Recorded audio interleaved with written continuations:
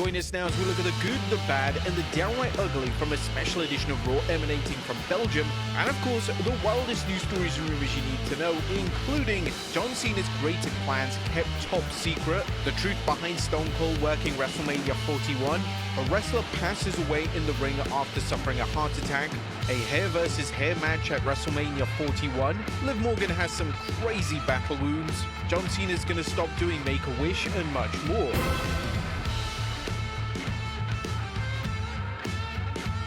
As always, we won't recap the show, but just provide you with the good, the bad, and the downright ugly. As always, we start off with the good is number one, heel John Cena is savage out. John Cena kicked off Raw from Belgium, and although there was some disappointment that Cena didn't have a new theme song, his promo was absolutely incredible. John Cena would explain that he was officially breaking up with the fans and that he was finally over the disrespect that he had suffered for decades. Cena would call out both his supporters and his critics, and Cena stated that fans have never treated him like a human being. Cena said that the people that chant "Let's go Cena" are just as bad as his critics, as they've never done anything for him. Cena claimed that these fans have stolen his moment and his time before referring to their "you can't see me" jokes as just pathetic. Cena would declare that the fans only used him as an excuse for their failures, and that there was nothing that fans could do about the heel turn. Deep down, they know he's right. Cena did fail to explain the nature of the relationship between he and The Rock, but this is likely to come in the subsequent weeks. But Cody's promo was also fantastic, and he was able to hold his own against Cena, who was of course on fine form. Cena was just not holding back in this promo, and the camera even cut to a fan who was dressed in John Cena merchandise, and he looked absolutely heartbroken. Poor kid. I mean, everything was on form in this promo, with Cena saying, "I'm breaking up with you, I'm done, I don't care about you." Even calling them "Let's go Cena" jack-offs. Cena even hated the invisible memes.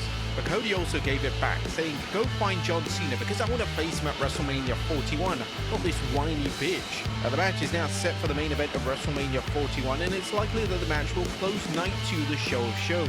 Now, for those wondering why we didn't get any physicality in the match, it didn't need it, to be honest. Cena just decimated the fans in one promo. That's all it took. There wasn't any need for any physicality. FU Cena chants were echoing throughout the building. It was insane. Number 2, Penta impresses. The Penta vs Ludwig Kaiser's no-holds-barred contest was great as expected, and now Penta is coming for the Intercontinental title. Now this is likely to be a multi-man match at WrestleMania, as there are numerous names that have staked a claim for the title. That was the good. What about the bad? Is number 1, Austin Theory squashed. 2 years ago, Austin Theory was feuding with John Cena, and now he's losing in seconds to Jey Uso on Raw. WWE have officially given up on Theory ever being a main eventer, and it's a sad state of affairs. WWE also needs to add a second gear to the Jey vs Gunther rivalry, as elements of the angles are just being repetitive and stagnant. How bad is it when Tiffany vs Charlotte Flair just overtook this feud in terms of heat? Number 2, questionable Seth Rollins promo. Yet again, WWE did a segment which saw a wrestler declare that top stars aren't appearing on the show. Seth Rollins will come to the ring on Raw and declare that CM Punk and Roman Reigns weren't even on the show tonight. Instead, they will be on SmackDown. This is negative booking, and it sets the wrestler delivering the promo up to fail. What's the purpose of this style of promo? WWE did the exact same promo on Friday with Paul Heyman. This is a trend that just needs to go away. And number 3, a weak main event, or at least a weak ending. The show was main evented by Bron Breakker defending the Intercontinental title versus Finn Balor. The match was pretty damn good, but heading into the match, fans expected a major angle to go down following the match, but all they got was a face-off between Penta and Breakker. That was it, Raw ended. In my view, that was pretty limp. Now, nothing on the show stood out as downright ugly. The show did a solid job building the majority of the top WrestleMania rivalries, and we still do have several more weeks left of TV. But what do you guys think of Raw? Let us know in the comments down below. Now, let's move on to the news. Our first story looks at John Cena's creative plans kept top secret.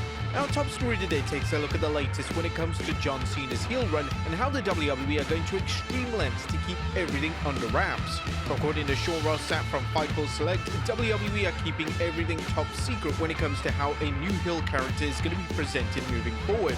It also looks like WWE are insisting that no information is leaked to the dirt sheets. But this is 100% the right move, and it's no doubt the intention from the initial turn.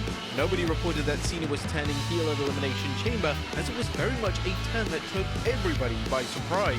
Next up, John Cena stopping Make-A-Wish. And now that John Cena is heel, there has been speculation that Cena may be stopping his charity commitments. However, this isn't the case, as according to Sean Ross Sapp via Fightful Select Q&A, that isn't the plan, and the reports such as WWE trademarking for the Break-A-Wish phrase are entirely incorrect. Next up, sad news as a wrestler passes away in the ring after suffering a heart attack.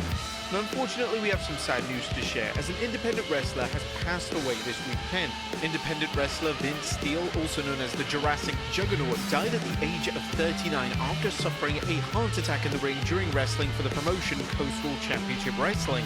Mike Johnson of PW Insider provided some additional information, stating that Steele was performing at Ridgefield Park, New Jersey for Combination Wrestling. It was part of a four-way match. During the show, Vince looked in incredible pain, and one fan had to shout out, "He's suffering a heart attack."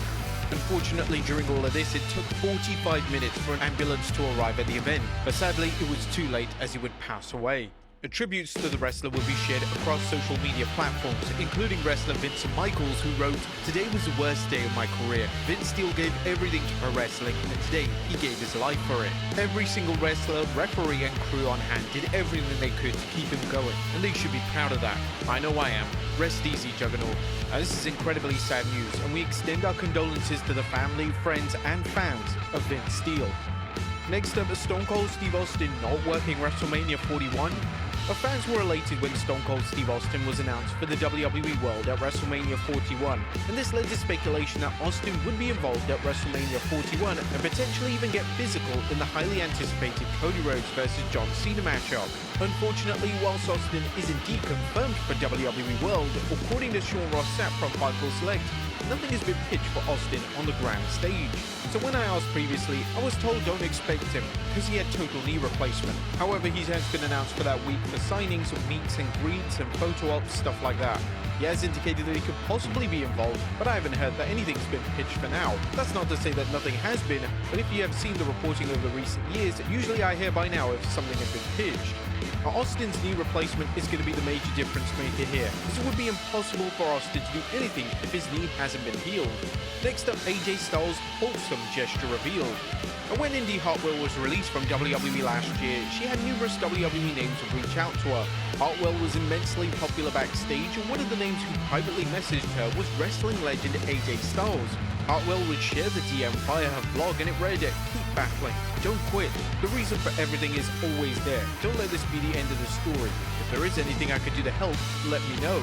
But this is just another reason as to why AJ is so beloved and respected within the wrestling world, and it's hardly a surprise that his peers see him as a locker room leader. Next up, The Undertaker defends Triple H. And whilst there's no denying that Triple H deserves a solo induction into the WWE Hall of Fame, some fans have been critical and have even accused the game of putting himself into the 2025 class. The Undertaker on his podcast went in on these fans, and he squashed any rumors that the game self-appointed himself as the 2025 headliner.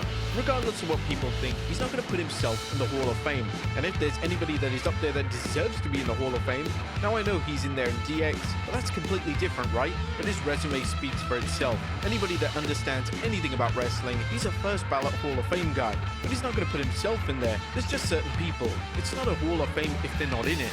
And it has to be done. It has to. It had to be done. All the jackoffs that have nothing to do but get on social media sites, and you know what? Screw them. It had to be done. The dead man is spot on with this assessment, and it's a shame that these critics are trying to hinder Triple H's big moment. Next up, Kevin Owens and Sami Zayn accused of being too hard to work with. Kevin Owens and Sami Zayn usually receive rave reviews for their work. However, when it came to Matt Riddle, he claimed on the Going Ringside podcast that the duo are hard to work with in WWE. Hardest opponent in the ring? I would have to say Sheamus. Sheamus easy to work with. It's really hard. So hardest in the ring. But then when I think about who's harder to maybe work with, I have to say Sami Zayn or Kevin Owens. It's hard to put a complete sentence together with those guys, if you know what I'm saying. Very difficult. Sheamus hits you hard, but it's easy to put together. This isn't the first time that Owens and Zayn have been accused of being hard to work with by a former WWE name, and it'll be interesting to see if they respond to Riddle's negative comments. Next up, a hair versus hair match at WrestleMania 41. Could WrestleMania 41 be about to add a crazy match stipulation? According to Women's US Champion Chelsea Green, she wants WWE to book her in a match versus Nikki Bella on the grander stage. However, this won't be a standard pro wrestling match, this will be a hair versus hair match. Green revealed this during an interview with Adrian Hernandez, saying, "I put a lot of thought into this in the past couple of weeks. We're on the road to WrestleMania this month. I'm thinking my ideal match would be myself versus Nikki Bella in a hair versus hair match. That part is crazy. That part is a dream. The hair versus hair match, that one's a dream. But me versus Nikki Bella, I love Nikki. I grew up watching Nikki. She came back at the Royal Rumble. I think this could be the perfect time for her to really sink her teeth into a feud and have a singles match." Now this match sounds like a lot of fun on paper, and if the women's US title is defended on the grand stage, then this would be the perfect match for the title offense.